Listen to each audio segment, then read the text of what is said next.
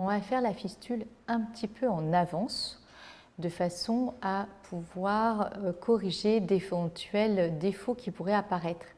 D'abord, une fistule, ça ne marche pas toujours. Quelquefois, ça ne fonctionne pas du tout. Ça peut se boucher et quelquefois, on est obligé de recommencer. Ça, c'est la première chose. La deuxième chose, c'est qu'il peut arriver aussi qu'il y ait des petits défauts qui apparaissent, des zones rétrécies qui nécessitent des gestes complémentaires.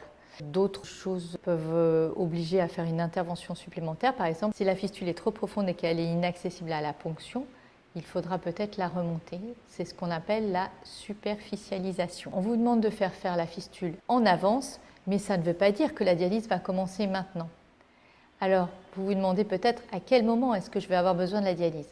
Ça, personne ne peut le définir.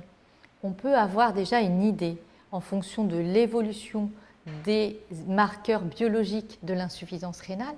On va pouvoir deviner que la courbe est dans le mauvais sens et qu'on a l'impression que votre rein ne fonctionnera vraiment plus suffisamment dans un délai, on va dire à moyen terme, mais on ne peut pas être certain de la date exacte à laquelle vous allez vraiment avoir besoin de dialyse. C'est votre néphrologue qui est la personne la mieux adaptée pour définir approximativement le moment où vous allez probablement avoir besoin de dialyse.